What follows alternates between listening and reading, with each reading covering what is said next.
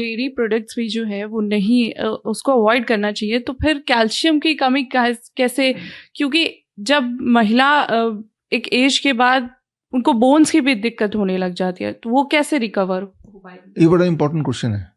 देखिए हम लोगों ने जोड़ा हुआ है कि कैल्शियम का मतलब दूध है ना। दूध क्यों, मैं पूछता हूँ लोगों से, दूध क्यों पीना चाहते? कैल्शियम से। क्यों कैल्शियम? अब कैल्शियम को जोड़ा हुआ हड्डियों से कि हड्डियां मजबूत होंगी, ये तो बोल रहे हैं ना आप। जब आपकी कैल्शियम की कमी है कि नहीं कैसे पता चलता है? ब्लड से पता चलता है। तो ब्लड में कितना कैल्शियम है, हाँ, तो ब्लड में कितना कैल्शियम है उससे उसका कोई कनेक्शन नहीं है हड्डियों में कितना कैल्शियम है। मान लो आप ये जानना चाहते हैं कि मैं कितना अमीर हूँ, तो आप देखते हैं मेरे पर्स में कितने पैसे हैं। हो सकता है पर्स में 100 रुपये हो, लेकिन purse is not a representation of my total asset, है ना। जिस तरह से अगर कोई आपकी इनके आपके जेब से निकाल के पर्स देख के मैं पता करूंगा आप कितने अमीर हैं, तो गलत भी हो सकता है ना, क्योंकि उसके लिए तुम्हें बैंक जाके देखना पड़ेगा, सारे एसेट देखने में, तो असली पता चलेगी। तो ब्लड के एक बूंद से ये पता चलता है कि ब्लड में कैल्शियम कितना है, उससे ये नहीं पता चलता कि बॉडी में या बोन में जहाँ होना चाहिए वहाँ कितना है। तो पहले तो वो मिसलीडिंग टेस्ट है, नंबर 1। नंबर 2, अगर आपको लगता है कि दूध से हड्डियां मजबूत होती हैं या कैल्शियम मिलता है, तो घोड़े का हड्डी कैसी होगी? स्ट्रांग होती है। गधे की हड्डी वो भी स्ट्रांग होती है, हाथी की हड्डी वो भी स्ट्रांग होती है, गाय की भी स्ट्रांग होती है, भैंस की बड़ी बड़ी बड़ी स्ट्रांग होती है, आपको पता ही है। क्या वो लोग दूध पीते हैं? नहीं पीते वो लोग दूध। तो उनकी हड्डियों को कैल्शियम कहाँ से मिला होगा? पत्तों से मिला होगा। चुकंदर, पालक, इनके जूस पीजिए, वहां से कैल्शियम मिलेगा। दूध में कैल्शियम की मात्रा ज्यादा है, बट वो that is in unabsorbable form, right. वैसे तो कैल्शियम नाखून में ज्यादा होता है दूध से भी, तो नाखून आप काट के फेंक क्यों देते हैं? इसका पाउडर बना के पी लीजिए इसको। क्यों नहीं कोई करता है? क्योंकि ये एब्जॉर्ब नहीं होगा बॉडी में, कहीं कहीं अटक जाएगा, राइट, दिक्कत करेगा। तो जैसे मान लो कोई बोलता है कि मुझे प्रोटीन वाला हाई प्रोटीन डाइट चाहिए। सबसे ज्यादा दुनिया में प्रोटीन किस में होता है? एनिमल फूड से भी ज्यादा बालों में होता है, ये बना ही प्रोटीन का है। तो ये काट के आप इसका नूडल बना के खा लो, वो तो नहीं खाते, क्योंकि हमें पता है, जानवरों को भी पता है कि ये डाइजेस्टेबल फॉर्म में नहीं है। प्रोटीन तो है, जैसे ये लकड़ी है, दुनिया का सबसे ज्यादा कार्ब किसमें? लकड़ियों में होता है, सेलुलोज। लेकिन ये लकड़ी को पाउडर बना के बॉर्नवीटा की तरह कोई क्यों नहीं पी लेता है? क्योंकि ये एब्जॉर्बेबल फॉर्म में नहीं है। सिमिलरली दूध का जो कैल्शियम है, not that is not an absorbable form, that causes stone, that causes blockage, that causes all kind of fibroid etcetera, right. तो और ये एक मिथ है कि दूध से ये जो डेयरी इंडस्ट्री है, पिरामिड आपने देखा बचपन में पढ़ा हमने, पिरामिड में दूध एक जगह दिया हुआ है, पिरामिड कोने में दूध पीना चाहिए एज ए स्टैंडर्ड था।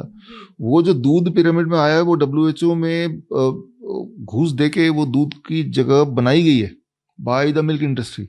ये एक अलग कहानी है, मेरी एक किताब है why the mortality rate drops when the doctors goes on strike. इस किताब में मैंने जर्नल के रेफरेंसेस दिए हुए हैं, किस तरह से दूध को जबरदस्ती फिट कर दिया गया। वही वाला पिरामिड बचपन से हमें पढ़ाया जाता है तो हमारे दिमाग घुसा दिया गया है। अदरवाइज ये देखिए, इंसान एक ऐसा जानवर है जो दूसरे जानवर का दूध पीता है, और इंसान एक ऐसा जानवर है जो जिंदगी भर दूध पीता है। बाकी जो एनिमल्स हैं वो दूध पीते हैं, अपने ही माँ का दूध पीते हैं, वो भी कुछ महीने तक, जब तक दांत वांत नहीं आते, है ना। तो दूध की इंपॉर्टेंस है, अपने माँ का दूध।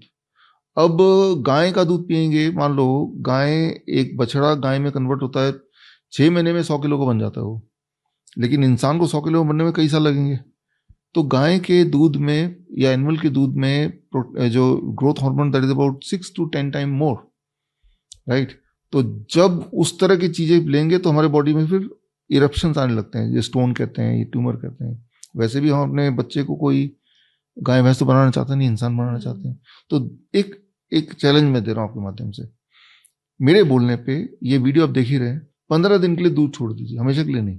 15 डेज बाद आप अपने से पूछिए, क्या मेरी हड्डियों की दर्द कम हुई? क्या मेरी नींद बेहतर हुई? क्या मेरी एनर्जी लेवल बढ़ गई?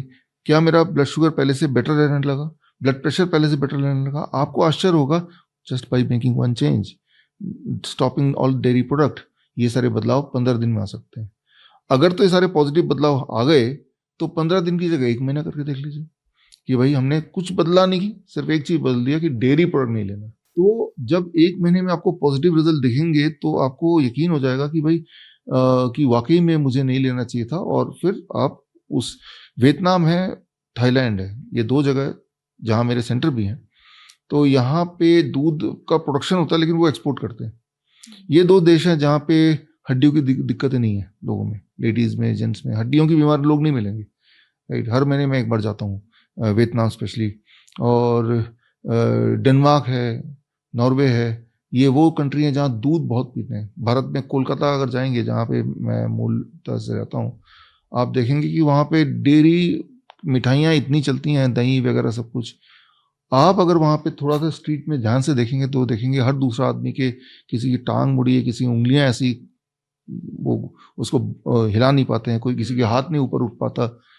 तो उल्टा है, dairy product causes bone disease, it causes the bone disease. बड़ी से बड़ी बीमारी का आसान से आसान इलाज घर बैठे ही हो सकता है। अधिक जानकारी के लिए कांटेक्ट करें nearest doctor BRC clinic @home।